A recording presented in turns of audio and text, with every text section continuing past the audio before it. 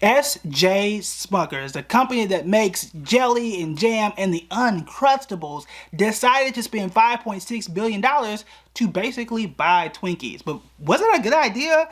Let's go ahead and break it down. Now, for those that have been on the channel and been subscribing for a while, you know that I bought some good shares of SJM not too long ago. I think at the end of last year. At some point, I bought shares. The company was good. That has absolutely changed, and that's because at the time that we're doing this video, SJM is down 16% in the last 6 months. It's down 8% over the last year. It does pay an okay dividend, but despite all of this stuff, they just spent $5.6 billion to buy Hostess brands, which includes the Twinkies snack. Now, I'm not a Twinkies fan. I might look like it because I'm, not in the best of shape all the time, but it's just not for me, okay?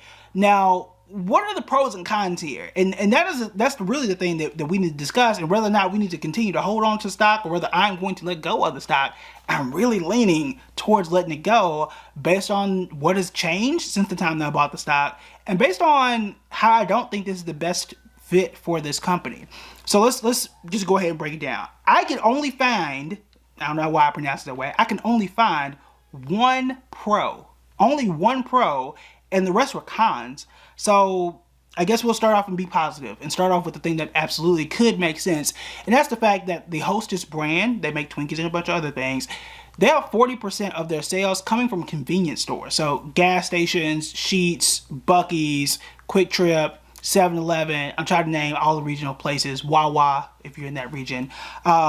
That's fine, okay? That's actually really good for not only Hostess, but particularly for SJM, because if they want to sell any of their other goods, the fact that you have that channel as another area outside of just grocery stores is actually pretty smart, and you can get more of your products in front of more people that, again, aren't going directly to grocery stores or ordering from Instacart or something like that. That's smart. I actually think that does make sense, but that's only one thing. I couldn't find another great reason as to why this would make sense. Yes, you do acquire another brand, another snack that you can sell, but if you're paying $5.6 billion for it, that's going to hurt you. That's going to hurt you. It's going to mean that you have to make way more than 5.6. So here's the thing.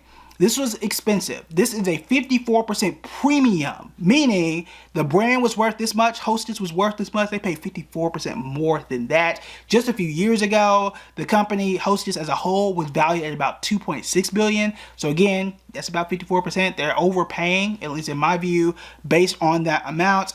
And there's a lot of brand confusion here. You're going to run into a spot where you don't have any brand identity, and it is hard for people to understand what your product is and why it's important. Did you know that Smuckers sells, I got a list here, coffee? Yeah, Folgers, that's them. Pet food, they sell the Uncrustables, the jellies, the jams, and now they own Twinkies too. That's a lot of stuff, okay? And it is hard in most cases to be good at selling coffee, but also selling snacks, but also selling pet food. Those are a lot of different things. And what we have seen from companies like Kellogg's, they have gotten so big and so, I don't want to say the word diverse. They've gotten to a point where they've had to split off those businesses because they were competing for each other. Because if I have to spend money on pet food and make sure that that division is doing well, because it is a good high margin business, meaning I can spend this much on the food but make this much. Well, I'm spending so much money there that I'm not spending money on the coffee brand.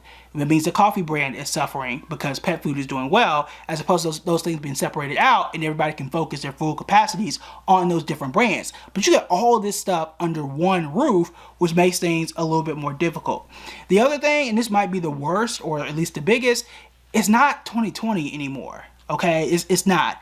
And what we saw from Smuckers and General Mills and a lot of these stay-at-home stocks, Smuckers was one of those, it was definitely a defensive stock as well, is that when people were home, they were spending so much money on pet food specifically, spending so much money on snacks and all that kind of stuff, which is great. And when you go look at their free cash flow, there is an explosion between 2020, 2021, and then it starts to tail back and come back to normal in 2022 and now in 2023.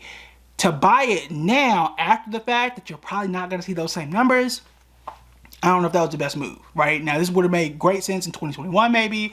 Definitely made sense in 2019 and 2020. But obviously, it's easier to say that going back in time, knowing what happened versus what we have right now. But now, today, or really this week rather, I don't know if that was the absolute best move. And then the last thing is, we are in a place where people are a lot more health conscious across the board. There is a new weight loss drug that people have been talking about that's going to be available across the counter. And with people being more health conscious, and this is not something that's really new, but as people are becoming more health conscious, they might turn away from Twinkies. Like, Twinkies is a demonized snack, okay? It's just like the first thing when you think of unhealthy snack that nobody needs, it's Twinkies. When you think of zombie apocalypse, what food is going to survive, you think Twinkies, okay? Now, that's not the only reason to buy or avoid the stock, but across the board, whether it's, you know, jellies and jams and all other kind of stuff, it's probably a place where you're like, I'm looking to be healthy. I'm probably just gonna go for something organic and super fancy and go to Whole Foods, right? And just avoid that altogether. That's the risk here. That's the risk. So it sounds like terrible timing. The stock is already down. And anytime usually a company decides to merge or buy another company, the company that's buying usually drops, and the company that's selling or being bought is usually one that explodes. That happened in this case as well. Not the first time it happened, won't be the last time this happening. But this whole move does concern me. Now we'll see come December, which ain't too far away, how I am going to react to this in terms of buying more or selling. But right now I'm leaning towards selling because it just seems like the magic that was there is starting to wear off, and really has worn off, and has done so in a very quick way. And this is something that has accelerated that. So it just sounds like bad timing on Smuckers. I'm sorry. Y'all might have to go from the portfolio, but it just doesn't seem like the right fit.